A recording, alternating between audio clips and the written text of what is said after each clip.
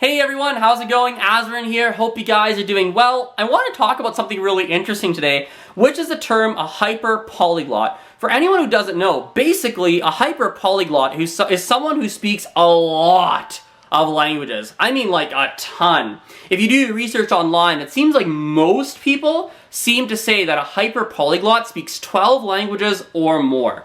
There are other people out there who have different numbers listed on their websites, but it seems like the majority of people agree that 12 languages or more is a hyperpolyglot. Now, this is something that really interests me a lot because personally, I believe that I have what it takes to go be a hyperpolyglot. I think that I could give me like 20 years, give me some time. I think I could definitely pretty comfortably speak 12 languages at a, I would say, B2 level or above. I think I could do it.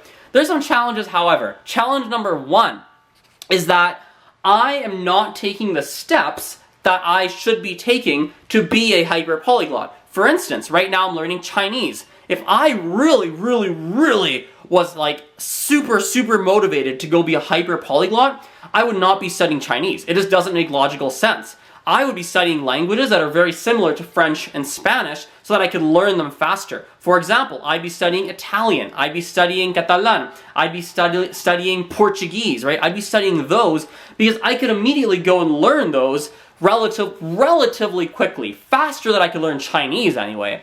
And the other thing I'd be doing as well, now that I'm thinking about it, is I would be studying multiple languages at a time and for more hours a day. I'd be sitting down for probably 4, 5, 6 hours a day studying different languages and essentially dedicating a ton of time into that to quickly be able to get up to a hyperpolyglot status. Because the reality is this, I mean, if you think it's hard to learn one language, imagine the number of hours you need to learn 12 or more, right? It's a crazy mountain to be climbing. And I'm just not taking the right steps.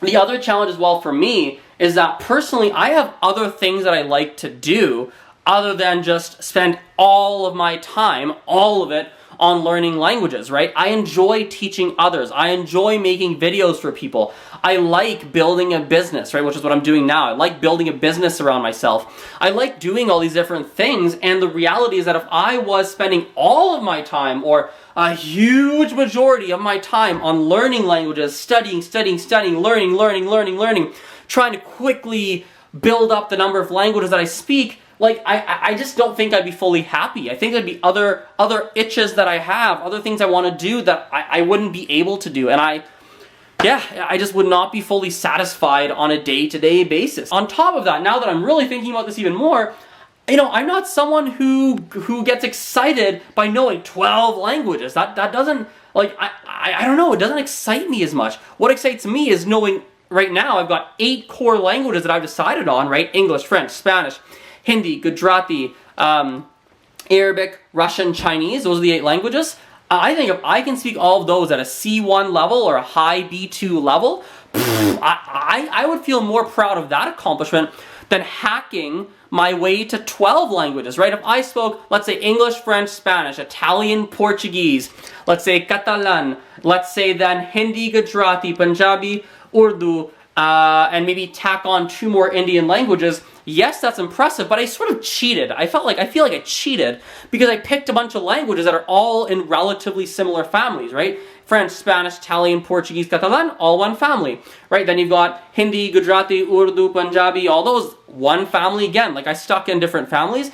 I feel way more impressed with myself and way happier with myself if I go learn those 8 languages: English, French, Spanish, Arabic, Russian, Chinese, Gujarati, Hindi. Like if I do that, like I feel like it's more, there's a wider group of families that I'm tackling on, right? I'd feel more proud of that accomplishment. So overall, I guess what I'm saying is that hyperpolyglot, I feel like I have it in me.